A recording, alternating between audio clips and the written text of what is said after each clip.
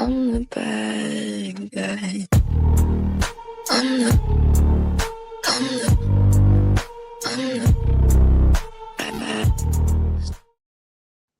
Hello everyone and welcome back to Across the Gridiron. I am Matt and I am once again joined by my beautiful assistant, Mr. Eddie Ekwo. Eddie, how are you doing, my friend? I am Dipper. I've never been called a beautiful assistant, so I wasn't quite sure which bit was it, the beautiful or the assistant bit. Well, you take it whichever way you want to take it, Eddie. No, Matt, I'm doing very well. This is the big one, right? You know, this is the road to the Super Bowl. This is all the excitement. This is what we've all been building up for. Months and months, of football, of cowboy heartache, and all of a sudden we are at the football. And I know you're gonna say it didn't take me long to 54 seconds it took you to mention the Dallas Cowboys. To get 54 seconds. To get a Cowboys. Well, welcome everyone to the show. This is gonna be a good one.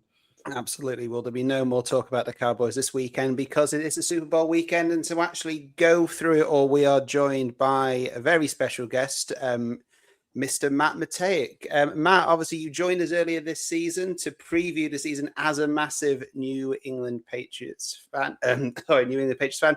And you are back to preview the Super Bowl. So Matt, thanks for joining us. How are you?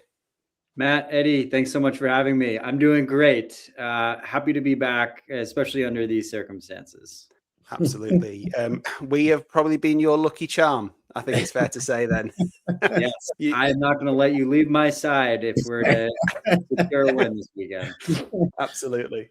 If Patriots do win on Sunday, you're going to be on every weekend next season and you're going to have an unbeaten season. It's going to be great. But look Matt, thanks for joining us. And obviously, last weekend when we did our sort of championship preview, earlier this week, we spent a bit of time talking about the Seahawks. But today, obviously, we want to focus more about the Patriots, and who else better to join us and talk through the Patriots season than an actual Patriots fan. And it means that we can actually have a happy fan on the podcast this weekend rather than a Dolphins and a Cowboys fan. So look, obviously, when we spoke to you earlier this season, we spent a lot of time sort of previewing it. Obviously, there was a lot of changes at the New England Patriots this season. New head coach, Drake Maye was in his second season.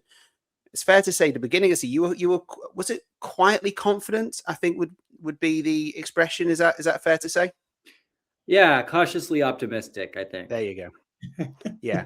I mean, we spoke at the time that when Eddie and I were previewing the season, putting a Dolphins hat on, I think we all agreed that the Bills would win the division, right? It would be the Bills division, and it would be between the Patriots, Dolphins, the Jets less so. It will be a battle for second place, but my God, you proved us wrong there. I think it's fair to say. Yeah, no, I think a lot of people were in agreement with you, even in New England. Like, yes, it was going to be the Bills again, the division winner, and then we would be fighting for some sort of a wild card spot. But I was certainly happy that we were able to secure the win in the division, and here we are. Absolutely. We won't break down, obviously, the whole season game by game because life's too short, and I don't want to hear about how you beat the Dolphins twice. I already owe you a bottle of whiskey for that anyway. So, but given how the season has played out and the fact that you didn't just win the division, you won it comfortably. Second seed in the AFC overall, and obviously you're now going to Super Bowl. What do you put the change down to? Because we had a losing season last season to the Super Bowl. I know it's hard to pin down one exact thing, but if you had to kind of summarize, what has been the big change? What have you put this down to as a fan? Yeah, kind of going back to the beginning of the season, right? Everyone was like, it seemed like this was the recipe that we're so used to, right? Like Vrabel, Maye, kind of going back to our roots with like a really traditional NFL football coach. And, Drake Maye, I think was kind of an unknown, but had somewhat proven himself. And so it seemed like it was like the right recipe. And then I think the beginning of the season, quite frankly, people were kind of like a little frustrated seeing more of the same, kind of starting off the first three games with, we went 1-2. And then something changed, I think going into, what was it, the Panthers in week 4. And from there, we just went on a tear. I think we kind of found whatever it was that kind of kept us going through the whole season and kind of knocking off these wins. And then the team gained chemistry. And, from there, something happened. I'm not quite sure what it was, but I'm sure happy it did, because it got us to this point. Yeah. It's fascinating though, when you're a fan and you start the season without a lot of expectations, right? And then it starts to go and you're like, this is a nice season. You win a game, and then at what point do you say, well, hold on a second, right?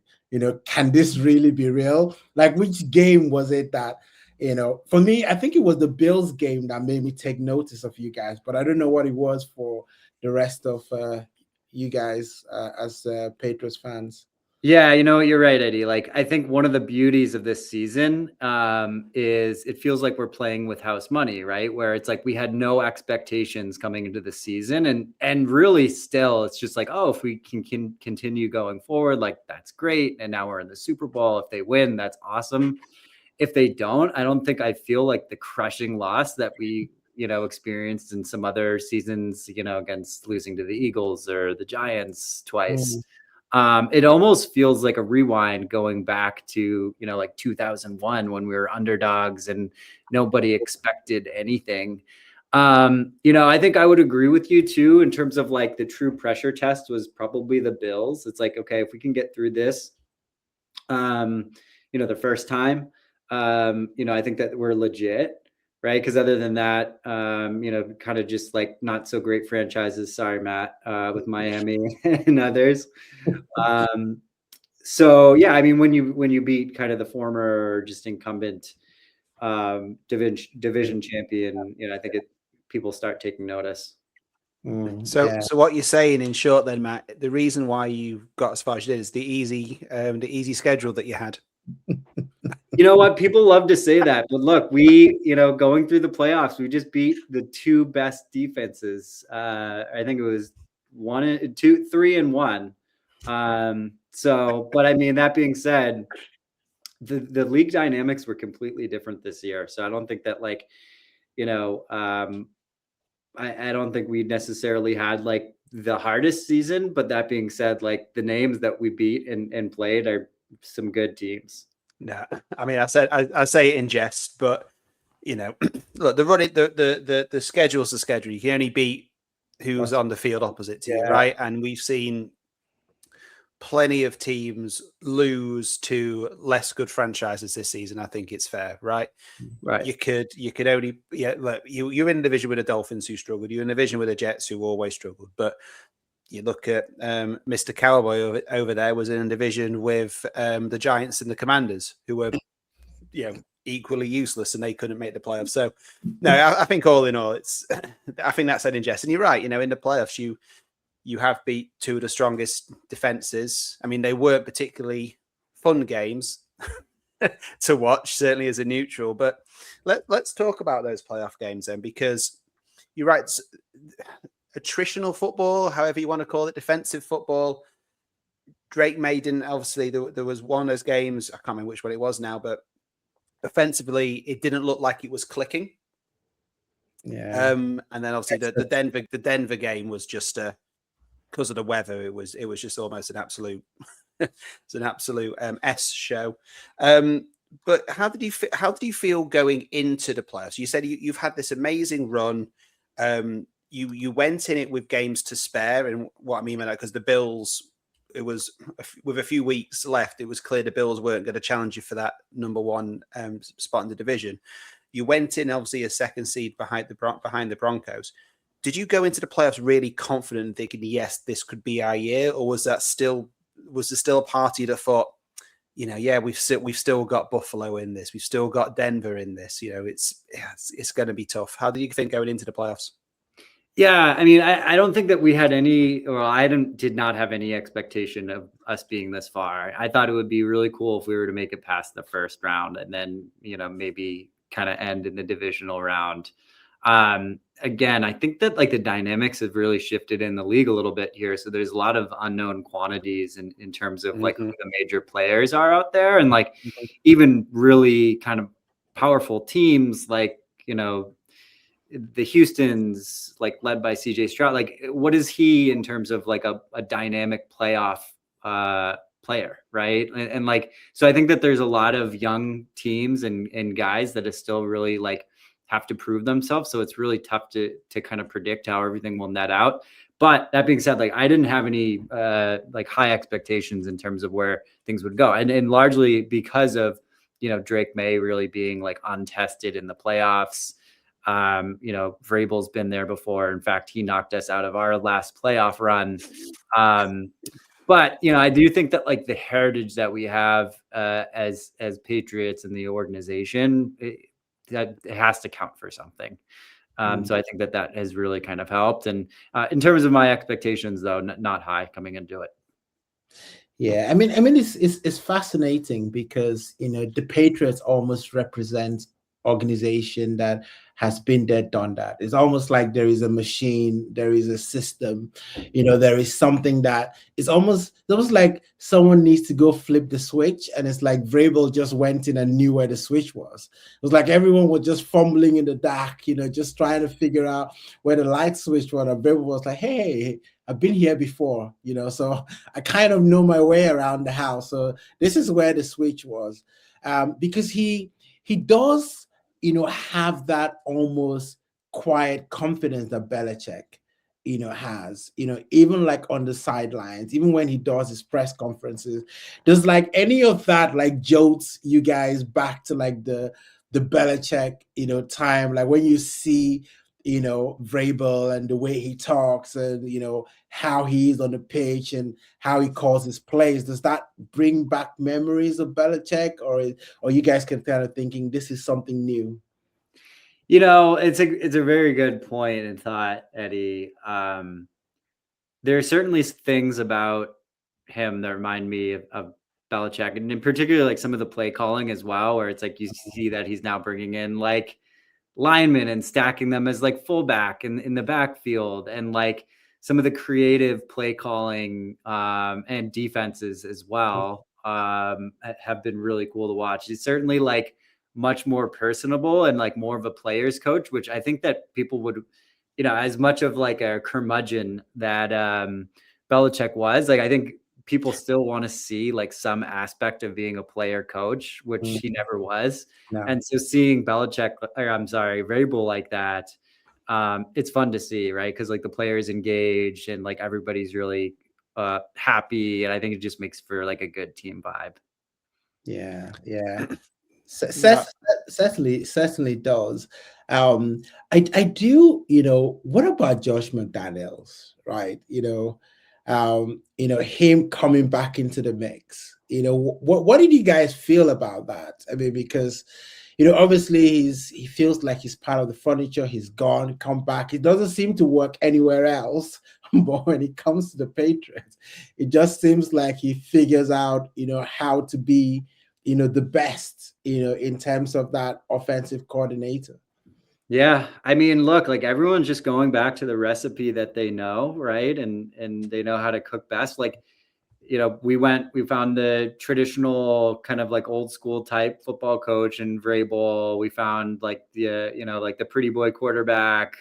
You know, he's like Brady that can actually run and doesn't have a supermodel wife. And get kind of caught up with all the celebrity drama, what have you. But like with respects to Josh McDaniel, right? Like he went off, he tried to be a head coach, didn't work out for him. Why not be an OC? He's good at it. He has another super dynamic quarterback, and it's New England, right? Like, who knows what the next move is for him, but I think it just feels really good to be back in New England and like winning football games, and then also mentoring a quarterback. And this is kind of like Brady round 2. Well, that's I think that's a really good point to jump onto the quarterback, Drake Maye. Now we talked a bit about him in the preview that we did at the beginning of the season, and again, I think he had a very good rookie year without being incredibly explosive. But he showed enough to think, right, okay, this could be our quarterback of the future, which is kind of where we sort of ended up when we talked about it pre-season. But did you expect him to come on this far in the second season? Did you really think that, okay, this could be an MVP candidate going into this season? Or how have you seen his progression this year? Yeah, so like one of the things that I kind of think about, right, and like it's kind of hard to like quantify or articulate, but like when I guess I remember in Brady's years where it's like you'd have these wideouts or just receivers that they weren't like the star wide receivers like the Randy Mosses or DeAndre Hopkins or Justin Jeffersons, but like we were had these lights out passing games and just like fantastic offense, and these like tiny receivers like Wes Welker were like just doing these awesome things, and we're just finding a way to make it work with the personnel. And like I think that has been similar in some of this season as well. Like obviously we had the Stephon Diggs, which that's a whole other topic as well, which was like a huge like happy surprise there. Yeah. But I think like how I kind of think about it is like we have this wide receiver crew where we kind of came into this season being like, okay, we know that's somewhere we're gonna like need to focus on, but we're gonna kind of put a pin in it for this year, and then like maybe in subsequent years we can build there. But I think that Drake is so dynamic that he's able to make things happen with the crew that he has. Like look at like Matt Collins and like Stephon Diggs has had a great year. And some of the other players as well, like Hunter Henry is becoming just like this. I mean, he's always been kind of like a mainstay, but a huge part of our offense. So I look at his ability to spread the ball and just have these really exciting games and this like epic deep ball, and doing that across the whole cast of folks as like, okay, I wasn't expecting this, and I love it. It's just super fun to watch. Yeah, it's interesting, as you were just talking about the offensive players, and obviously there's a guy on your offense that his name always just brings a smile, to my face, and that is Kayshon Boutte. Now, can I interject here? If you've ever been clubbing with Eddie, you'll understand why the name brings so much joy to his face. I mean, what a really apt name, right? For a footballer, and especially someone that is very explosive as well. So like when he's doing like some plays and they're like calling his name out, it almost sounds wrong, but almost sounds right at the same time.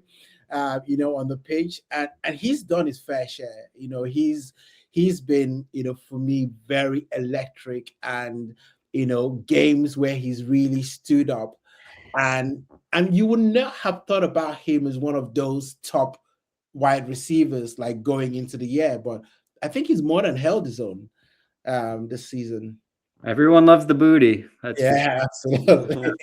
That one-handed catch he had. That was like partly what I'm thinking. Like that, I thought stood out as one of the best, catches this year. And you're right. He's been a great player for us. Yeah, he is. He has been. But I think like there's been a ton of folks where you weren't necessarily expecting, like, whether they just weren't on your radar or just weren't expecting for them to be as electric.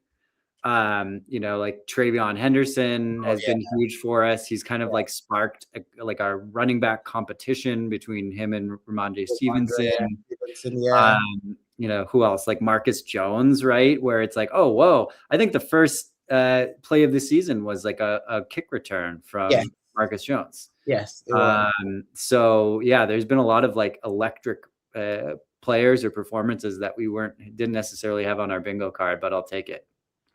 Yeah, and you know what? It reminds me of the Patriots teams where you have like Hogan, making some catch, right? He's not like the guy that everybody talks about, right? But Buckhead, Boxhead, is it Buckhead or Boxhead? He would make a play, Sonny Michel would do something. It was like, a cast of many, but everyone significantly pulling their weight when their number is called. And sometimes, you need that, in a team to get you very, very far, where, you look at the Eagles where, AJ Brown, is complaining, he's not getting all the targets and stuff like that. You just kind of look at the Patriots and just like, yeah, everyone understands if we got to get there, we got to get there together. And so when your number is called, you just do your job. Yeah. And there's like elements of like I'm looking back and kind of like probably dating myself here, but a first World Series that the Red Sox won that broke the curse. There was the whole like cowboy up thing with Kevin Millar, who's like a baseball player for the Red Sox. And like there's this team chemistry that they're able to like brand, and it kind of like spills out of the locker room, and like the media catches on to it. And there's elements of that this year with like we all we got, we all we need, and like Warriors, and like, I'm driving in Massachusetts, and it's like all over all the billboards and the DOT signs, and like you can kind of just feel this team vibe that's just like spilled out of the locker rooms and just gotten everybody really excited. It feels special. I don't know if that's just because I'm here and everyone's just really excited. Maybe the Seahawks have something else. But you're right. I think it's like we kind of love the team vibe here in New England, because that's kind of what's worked with us in the past. Well, the one thing I will say, Matt, is don't worry about aging yourself on this podcast. You're still the youngest on it by about 10 years, so I wouldn't worry too much about that.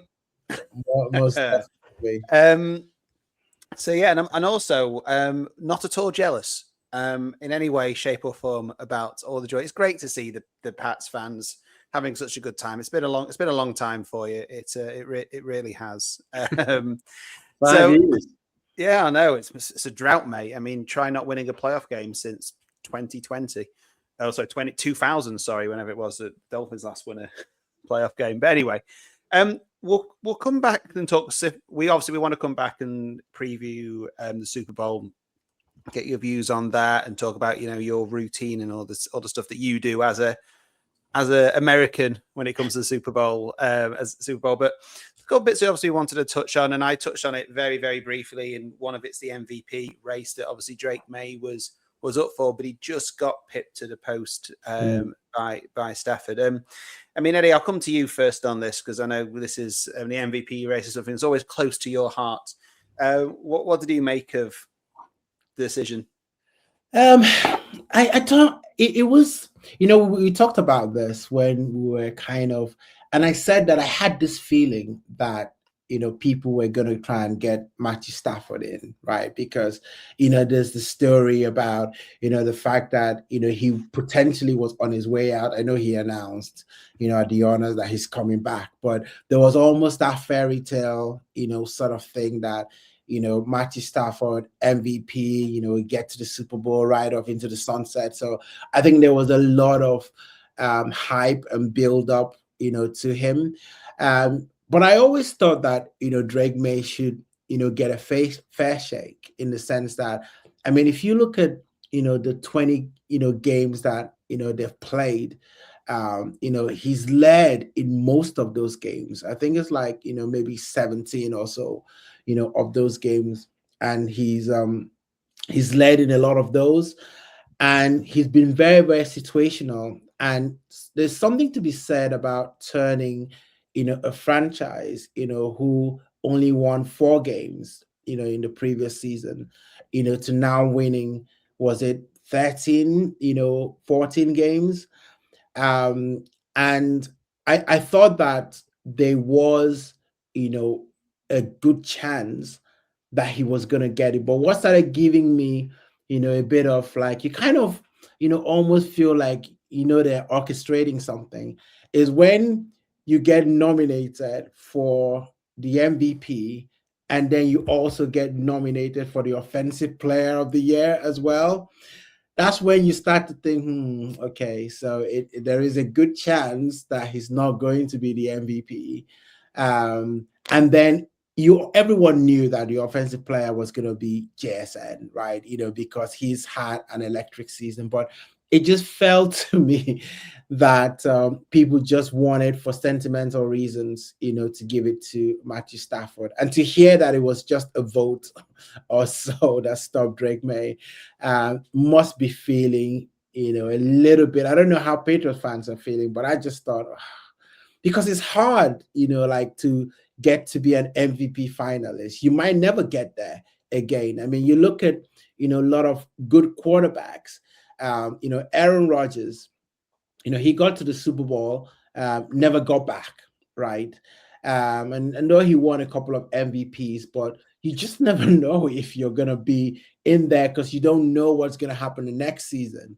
This has been a season without, Josh Allen, playing that well, Lamar Jackson playing that well, no Patrick Mahomes, and you expect all of them to come back. So I guess how did you feel about Drake Maye not getting the nod as an MVP?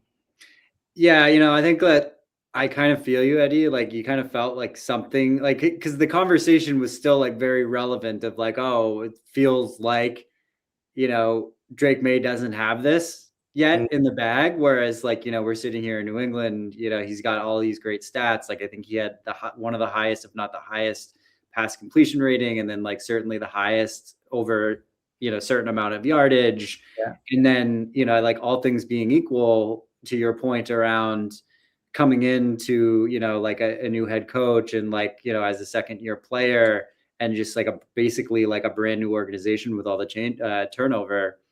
Yeah, I mean, that's got to count for something. I quite frankly think that he got robbed, but being that the fact that, we're playing in the Super Bowl, it's kind of like, we got other things to worry about, bigger fish to fry. Yeah. I mean, it's I get that feeling, right? And I'm sure Drake Maye will probably not care. He's like, our Super Bowl finalist, MVP finalist. I'm in the Super Bowl, so that's the most important thing. If I win that, then, it's like, and I think for him being a second-year quarterback, it probably sets the foundation, right? Because you get a Super Bowl and then you win it in your second year. Now it's like, okay, right, you're now on that Hall of Fame trajectory, right? You're now like, okay, who are we comparing him with in their second season in the Super Bowl? I mean, in the NFL, get to the Super Bowl, and all of that. So I think, and he's 23. I just cannot, like, when I kind of think of his age, I'm just like, he's freaking 23. It's wild. Yeah. He's such an interesting guy too, right? Because like you really get the sense that like he just cares about football, right? Like, he just wants to be like play football, and just happens to be like really, really good at it, and like really good at getting other people around him to be good as well. And like, maybe this is just a reason for him to keep a little bit of a chip on his shoulder, in years 3 and beyond. So for that, maybe it's a good thing that he didn't get it. I'm going to have a bit of a hot take here, because I think it's all complete nonsense and a complete waste of time, right? I've never understood the need for individual awards in a team sport, right? When you have the MVP being a player, you can guarantee if you had asked Stafford, what would you rather be in the Super Bowl or being an MVP or be the MVP? You'd take the Super Bowl every day of the week. So I almost feel like, well, what's the point? It's a team sport. You play as a team, you win as a team. Yes, Hall of Fame, absolutely. Your best player should go into Hall of Fame. But I just think this constant need for picking a best player across all the in certain positions in a team sport is nonsense. It's the same in our sport with the whole like Ballon d'Or and all this kind of stuff. In our football, I just think it's a waste of time. And look at the best example is defensive player of the year is Myles Garrett. Of course, he got all those sacks, but what have the Browns done this season? Yeah. Right, so he's got a bag full of money. I tell you that he's got So he's won it, yeah, for getting paid and basically slapping quarterbacks in the face all season, which is fantastic. He's a brilliant player. He's a brilliant player, and he is rightfully, I guess, the defensive player of the year. But he's done it in a really poor team. I'm sure he would swap many. He'd easily swap the place for. Would he have given up 5 or 6 of those sacks that he got this season to play for either the Seahawks or the Patriots on Sunday? Of course he would, right? So my hot take is, scrap the whole thing. It's never going to happen, but scrap the whole MVP stuff. I think it's nonsense. Yeah, I think Drake May's got a shot at being Super Bowl MVP. So to the extent he gets it, I think that sounds way better. There you go. Yeah. Well, whoever wins the Super Bowl, the quarterback's the MVP anyway. It's just that's how it works. Yeah. Although in the when the Patriots played the Seahawks and Malcolm Butler got the interception, was he the MVP or was Tom Brady? I think it was Tom Brady. That just proves the point of it always goes to the quarterback, because he was absolutely the MVP of that. He was pivotal. But there is the recipe for the quarterback not winning, the MVP. So usually if it's a low scoring game, right, where they earn lots of yards, and then maybe there is one player that had the most explosive play, like when what's his name, Elderman, when he won the MVP, with the Patriots, it was because he made, 1 or 2 plays in that Super Bowl. So usually when it's not a high scoring game and then one player makes one play that stands out, then everybody kind of gives him the MVP. But if there's a high scoring game, it's the quarterback. The quarterback is just going to take it. Any game that they score more than 17, points, quarterback is going to get the MVP, of the Super Bowl. Yeah, I can confirm it was Tom Brady. It was Tom Brady who won the MVP that season. It was. That's just. I mean, that game was wild, and Malcolm Butler made one of the best football plays I think I've ever seen. Yeah. For him to not get it, that's wild. Or was it one of the worst offensive coaching? I think it was that too. I was amazed and so happy that was the dumbest call. I bet. So I watched. I think it was one of those kind of documentaries, those NFL documentaries, and they were talking about the sequences of things just before that play, right? It was almost like someone was saying that the Patriots had rehearsed that particular play because there were a couple of things that they did in that play. So Malcolm Butler, and I can't remember the other defensive player, they were supposed to run almost like a cross route. And they knew that, if the Seahawks were going to motion out there, that ball was going to go towards where Malcolm Butler was. So the Patriots had rehearsed that so much that before that, you could see one of the coaches was like Malcolm Butler getting there. He was like him getting there. And they were kind of talking about during practice that he didn't do the play properly, but they had practiced it so much. So it's always fun when you kind of hear those stories, like it was destined for him to make that play, that eventually got you guys the Super Bowl. Yeah. I think you're totally right, because that motion was the tell. Yes. And then you could see him just jump it, and he almost jumped it so fast that he hit him at the same time because he was just there and so explosive. Yeah. And it made for just probably just one of the most devastating few seconds of a Seahawk fan's life. All you need to see was Pete Carroll and the expression on his face, when Malcolm Butler caught that. I gotta imagine that's one of the most sinking feelings. I mean, look, in a vacuum, right? It's not a terrible call, slants, in a short distance scenario, but you have Marshawn, he's just an absolute beast. And it's he was running all down our throats the entire game. It's dude, just give him the ball and you have yourself a Super Bowl. But yeah. I bet you there are a lot of coaches that looked at that player. I was like, not gonna do that. Not gonna do that. No, it's. I mean, I think like as Patriots fans, right? You guys have seen this dance before, right? While other teams might kind of be looking at this and be like, wow, Super Bowl, but is there some kind of muscle memory when it gets in here, right? In terms of the routine, because people always talk about the week leading up to the Super Bowl. How do you manage, all the attention? How do you manage all the different interviews? What do you do with the players? Do you, give them curfews? Do you do this? Do you do that? And for me, sometimes I think that organizationally, teams that have done this so many times probably have an edge because you have systems in place. You've almost got protocols in place that feels natural for you guys when you're in that Super Bowl week. And I don't know, like, from a fan perspective, are you guys more relaxed, going into the Super Bowl? Or are you guys like, all, excited and anxious and all of that? Yeah, well, first of all, I totally agree with you on the first part about just the organizational thing and the fact that Mike Vrabel, has been there before, the Kraft family, and a lot of like the personnel that's got to count for something. As a fan, I think it's interesting, right? Because it's like you're kind of like reliving a little bit of my childhood, and I know that like the most recent time we won the Super Bowl wasn't that long ago, but like when it was still like novel, like some of the earlier years, like in 01 and 02 and 04. Yeah.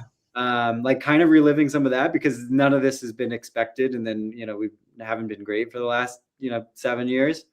So like a little bit of the muscle memory is gone, but it kind of like brings back some really cool and awesome memories and just kind of thinking back over this past week of the different Super Bowls and just like the joy that we've gotten out of them, or just the horror or sadness, has been a really cool kind of reflective experience for me.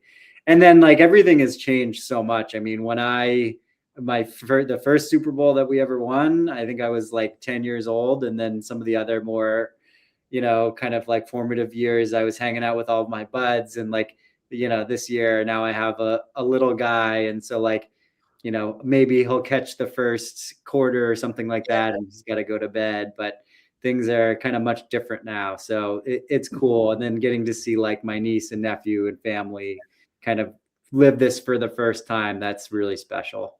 Are you not taking them for like the trophy parade? I mean, surely like that is like the whole thing, like the shutdown, the whole of Boston, for the trophy parade. Talk about muscle memory. The first time they did that with the Patriots, they brought everybody into Government Center, and there were so many people that I distinctly remember you could literally lift your feet off the ground and you wouldn't fall to the ground because you're just body to body with everybody. Like you're that packed in. And, there was a ton of people that, they had to get like lifted out of there and what have you. And then they say like, cue the duck boats, because in Boston, they have these kind of like amphibian mobile sort of things they call duck boats. They go in and out of water and kind of do a tour. So they do a tour around the entire city of Boston now. And so, yes, you're right. That's the thing, is cue the duck boats. So it'll be interesting to hear on Monday who actually sees most of the game, me or your little lad. Because I'm going to see if I can stay up to watch the first quarter, because I'll be absolutely, I'll be shattered. I don't think I'll see Bad Bunny anyway. It'll be too bad before that rolls around. So okay, let's just talk about the game itself. So, look, you've been cautiously optimistic about a lot of this season. You're up against now the Seahawks, obviously reminiscent of the game we were just talking about, the playoff game that we were just talking about a few years ago. Me and Eddie were talking about the Seahawks last weekend. We were talking about Sam Darnold in particular, talking about their defense in particular.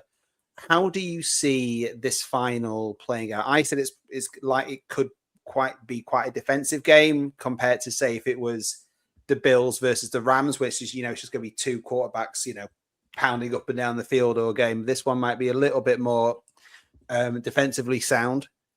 But whether you want to talk about as a fan or you want to take the Patriots hat off for a moment, how do you think the actual game's going to go on Sunday as a spectacle rather than asking for a score? Yeah, no, it's a good question. I don't think that. So I haven't gotten a chance to watch a whole lot of the Seahawks game because they just haven't been on TV. As a player, Sam Darnold, I think, has like not gotten a fair shake, and like he's been, kind of tossed around in the NFL. And like, I think that there's going to be a lot of teams that are like, shoot, he could be doing that with us. And so like, I think that there's like a nice little vindication moment for him, which, I like that for him. Obviously I hope he doesn't win it. That being said, like everything just kind of on paper looks like it's going to be shaking out to be, a defensive game. And the Patriots defense has been great this year. So, what magic that Darnold has, in the playoffs and, leading up to the end of the year, hopefully we're able to shut it down. Yeah, it's, I hope it's not a defensive game because, what was it? Was it the Denver Broncos Super Bowl? That one, that was, oh my goodness. It was so bad. I think was it Denver Broncos? There's another one with the Patriots and the Rams and when was that? I can't even remember. I think it was our last Super Bowl, right? Was that the one that Jared Goff was for the Rams? Yeah. That one was so boring. But it was like, oh, if we can just hold on, then like at least we have another Super Bowl. Like, even though I think definitely we don't want that. But your defense, has been electric, right? Because, I think the stat was like you guys had, gave up the fourth most points, in the NFL this season. So you're quietly been a good defense. Like you certainly don't see, some of those horrible things like bad teams do, like defenses do. Like you don't just see them giving up big plays, time and time again. You don't see people picking on someone, and going after that person, time and time again. I mean, there are elements of your team. For example, your offensive line. I mean, Drake Maye, he was sacked like 5 times, I think, in that, Broncos game, but still, he was still functional. So I think you've got what they call complementary, football going for you guys, special teams, defense, offense. It's almost like if one side of the ball is not doing something, the other side picks it up. I mean, that Chargers game was a great example. I mean, you guys let them score 3 points. You guys were just like, you know what, just score 3 points. We'll give you 3 points. So at least it's not been a wasted trip for your fans, to come to the stadium and watch you in the playoffs. But your defense, stood up. It was punt after punt for Justin Herbert, and I was thinking to myself, okay, this is interesting. Yeah, I agree. It's interesting. Like the D line and the secondary has kind of had this like funny symbiotic relationship this year where, and like I don't think that there's any like lights out playmakers. I mean, there certainly are obviously really good players and like names that other than others, like Christian Gonzalez or what have you. But it's like there will be coverage sacks because the secondary is doing such a good job. And then there's like rush passes as a result of, really good, so like rush passes from the quarterback that results in just easier coverage because our D line is just doing such a great job. So it's like they found this great way to kind of like complement each other really well and kind of play as like units in this like weird symbiotic relationship, which I love to see. And it's nice to have like a functioning D line and O line again. As a viewer. Yeah, it's a good thing you mentioned Gonzalez because that is the matchup that I'm looking forward to. Gonzalez against JSN. That is going to be very interesting. How many times does Sam Donald throw in the direction of Gonzalez to try? Because I'm sure he's going to be following JSN, right? He's your best corner.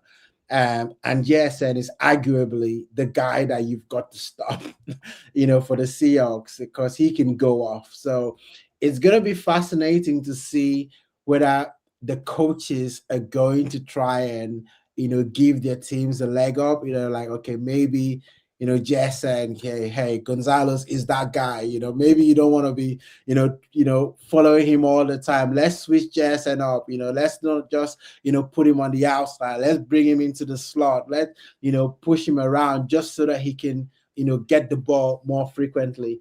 I think that's really going to be a fascinating matchup.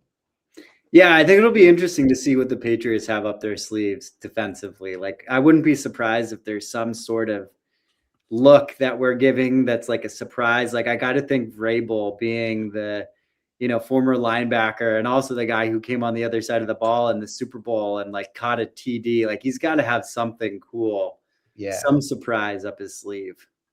Agreed. Right. Okay. So look, I think it's that. Well, I'll tell you what. Now we'll leave the predictions one more. For a minute. The one thing we wanted to ask you, you've said obviously you've got your how you take in these Super Bowls have changed, obviously, from being a young man, or being a lad, to a young man. Now you're married with a baby, Matejik. How are you going to be taking in this? First of all, how will you be taking in this Super Bowl, and do you have any rituals that you'll be following this Sunday? Yes. So likely just be at my house. I have to fly to New York like first thing the next day, which is going to be awful. But at least it's not Seattle. Yeah. At least it's a short flight. So obviously can't go too hard. That being said, definitely we'll go all in on, the Super Bowl spread, which, everyone wants to have like a great, food spread. So I'll probably be like cooking for 10, although it'll just be my wife and my son and I, maybe a couple of buddies. We'll see. But one thing that I've done over the years is always buffalo chicken, which for any of the viewers who aren't familiar with it, it came from Buffalo, obviously, but it's Frank's hot sauce and butter is really the sauce. So I'll do like buffalo chicken calzones or wings or something like that. And then I generally do like a dip. I'll do like a steak. So yeah, I mean, there's no shortage of food and obviously a ton of leftovers, but that's kind of one of the fun parts of the Super Bowl. It's kind of like a holiday, Yeah. Long time we've been petitioning to have the day after the Super Bowl as a national holiday. I think it should be a global holiday. We take it. We definitely would. You guys are the ones that are staying up even to watch the game. What is it, 1 a.m.? It's always silly for us. It goes in very late. I always take the day off, honestly, because it's hard.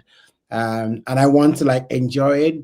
I mean, I'm always curious though, if your team's in it, do you feel like, obviously during the Super Bowl, it's all about, Super Bowl meal and all of that. Do you feel nervous to actually enjoy the food and the drinks because your team is in it? I understand, if I'm just watching it just because I love the game, I can just be carried with the whole, Super Bowl vibe and atmosphere. But if your team's in it, can you actually enjoy the food and drinks? Yeah, that's a good question. I mean, I'll tell you what, in past years when we're not in it, and I'm hanging out and it's just, I have said oh, this is actually really nice to be able to enjoy this, because the level of anxiety, even though I feel it now and it still feels like we're playing with house money, yes, there will be a ton of anxiety and I will be probably yelling very loudly and scaring my son. But hopefully I'm able to enjoy the food nonetheless. Yeah. Okay, then. Right. The time has come. Predictions time. So, Matt, for a bit of background, I don't know how much you've caught of the show, but every week me and Eddie have been doing predictions. we've been picking 5 games every week, and we've been, having our picks every week. And you know how Eddie was saying that, it was like when you guys played the Chargers, you only got to 3 points and it was punt, punt, punt. That's kind of how it's been with me and Eddie in predictions. Eddie's been punting pretty much every single weekend. I think I've got like a 13, 14 point lead over him. So for that, I wouldn't follow too close to what Eddie gives for his predictions, but we're going to go around the table and actually see what we're thinking for this game. But I will start with the guest first, with the guy with the bias hat on. So I'm not going to ask for a score prediction unless you want to give us one. But who are you going for this weekend? Who is your pick? Do you think you're going to do it, or do you think it's going to Seattle? I'm going to say Patriots 24-21. Whoa! Oh, wow, he really has gone. He really has gone all in. I'm loving that. It's giving us a score. Yeah, I think it's a field goal margin. I think it's going to be a close game, and we'll win with a kick. Whether it's last minute or I don't know when that field goal will set us apart, but I think it'll be the difference maker. Nice. That score line reminds me of that Super Bowl with Kansas City Chiefs in the fourth quarter. I think it was like, it was a Brady Super Bowl. And you guys scored, it was like 4 minutes, you guys were like 17-21 in the fourth quarter with like, I think 4 minutes to go.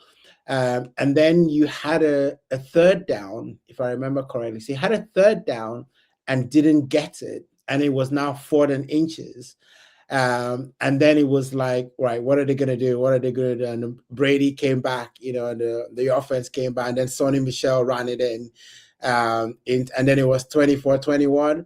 And then it was all about, is Mahomes going to do the Mahomes thing, and I think he went down, and scored, I think, in that Super Bowl. But I distinctly remember that 24-21 scoreline. Because of that sequence of play. So, yeah, we'll see. We'll see. Hopefully, I don't know. Maybe it'll be a blowout and we'll end up winning, or they'll just kick our ass. But something tells me it's going to be a close game, and I don't think it's going to be like an overwhelmingly high-scoring game. But that's the way I'm going to go. But Eddie, you're the one who's behind in this quite substantially, and we will go for double points for the Super Bowl just to try and give you claw back a bit of dignity. So I will let you go first. Who have you got for Sunday? So I'm gonna go with the Seahawks, right? And the reason why I'm gonna go with the Seahawks is because there is something about the story about Sam Darnold, and this is purely just more the emotional side of things, because and we talked about his redemption arc, a player who's like seeing goes to the Jets, no one knows what to do with him, he gets bounced around a little bit, then goes to the Vikings, and then he does what he did with the Vikings, and the Vikings are like, yeah, we know your past, we can't trust you, we'll let you go. And then the Seahawks are like, I see something here. They take him, and then he does what only Tom Brady has done, which is win 14 games in back-to-back seasons. And then he goes into the Super Bowl and he goes into the playoffs and plays a clean playoffs, no interceptions, all the way. Last game, he plays one of his best games, like 3 touchdowns, over 300 yards and all of that. I just feel like there is that story that is just kind of hanging in for the Seattle Seahawks. So, and also because I want to beat Matt, because I know he's gonna, and I know he's going to go to Patriots. Well, to be fair, Eddie, I was thinking about this. I said in one of our episodes weeks ago, I actually said I think the winner of the Super Bowl will come from the NFC, and that was when we were talking about certainly how strong the NFC West was. Because at the time it was the Rams who were just on an absolute charge. So I said that the NFC looks just a lot stronger than the AFC because there was, your Ravens struggling, Steelers struggling, Bills are struggling, Chiefs struggling, Bengals struggling. So I thought, I thought the NFC has been the stronger conference this season. But saying that, now that you've gone for the Seahawks, I was just going to let it hang, and I'll just go for the opposite of what you're going to go for, because I like your narrative on Darnold. And I know we did a whole episode with you giving Darnold some flowers, and you have had a little bit of a man crush on him for the past few months. So, but saying that, I found Matt's narrative more compelling. I think that with Darnold, I almost think it's set up for glorious failure. The narrative is there. I like that, actually, glorious failure. I look, the Seahawks defense have been brilliant. You're right that Darnold played a clean playoff game, but this is also the guy who also gave up 16 interceptions or whatever it was during the season. Third highest in the league. Yeah. But again, he played the playoffs superbly, and to be fair, over the course of the playoffs, he's been in better form than Drake Maye has purely in the playoffs, right? But I think that a lot of that is probably down to the Broncos game, particularly because of the weather and what have you. I agree with you, Matt, that it's going to be a tight game. I can see a 3-point game, but I've said it's going to be quite an official defensive game, and I think I'd probably just err on the Patriots offense a little bit more than the Seahawks. But who knows? Who cares? I've won the league anyway I've won the season when it comes to the playoffs, so that's fine. But look, if I win, I have to be declared the winner because the end matters. No. I mean, the Super Bowl is the final. This is the final act of the whole season. So the winner takes all. Yeah, exactly. Well, let me ask you guys a question, since we're doing predictions. Yeah. If there is any, because there's always surprises in the Super Bowl. If you had to predict a surprise, and I think I'll go with that the Patriots are going to do something weird, whether it's play set up on defense or some sort of like surprise, like bringing a lineman in for like a rushing, like that's my surprise. If you had to guess about like some sort of surprise that will happen or weird anomalous thing, so with respects to the game itself. Yeah. So here's what I would quite like to see, because I think maybe only the Patriots have done this, right? Block a field goal and take it for a touchdown. That would be fascinating to see. That sequence, of play, block a field goal, and next thing, you're taking it all the way to the house. That would be fascinating. That would be fun to watch, provided it's the Patriots doing it. Exactly. I mean, to be honest, I don't think this will happen, but I think the biggest surprise of the weekend would be if the Kid Rock concert got more viewers than Bad Bunny. Right, that would be. Yeah, who's Bad Bunny's like surprise guest going to be? Yeah, it has to be a female performer, right? I'm thinking it's got to be a female performer. Bad Bunny and the Ice Dancers. Yeah, maybe not. Yeah, his guest performer certainly won't be Donald Trump. No. Is it coming? Do you think? I can't imagine that he would go. No, that would be such a security nightmare. Yeah, it will be such a. But I bet he's gonna go to the World Cup though. I bet he's gonna find his way to go to the World Cup. Which, by the way, I'm actually coming to Boston for the World Cup. So there's the England versus Ghana game. So I should be coming in for that game in June. Hit me up, Eddie. We'll grab a beer. Yeah, I'll do that. You could go for a beer in your $3,000 a night hotel or whatever you've been able to secure. Good old dynamic ticket pricing. It's not $3,000. Sorry, 2,500. But look, okay, let's call it there. Obviously, Matt, I know you've got your wee son to get back to, and it's 10 o'clock, and me and Eddie are in our 40s. We've got a bed to get to. But look, Matt, thanks for joining us. I hope you really enjoy the game. Shaping up to be will be a fantastic weekend, and we've really enjoyed having you on. And hopefully, depending on what the score is, I'm sure we'll try and get you back on. Try and get you back on next week. Thanks, fellas. I appreciate it. So, Eddie, it's the big weekend. So, for the last time before Super Bowl, take us home. Listen, the Super Bowl is all about, legacy. It's all about being legendary. This is where, everyone is trying to write their names in the Hall of Fame. You do something in the Super Bowl and people tell the tales to their children, their great-grandchildren, so this is going to be one for someone to actually write their names in the history book, whether it's the Patriots or the Seahawks. And, for us, they're going to be keeping a late night, to watch this in the United Kingdom.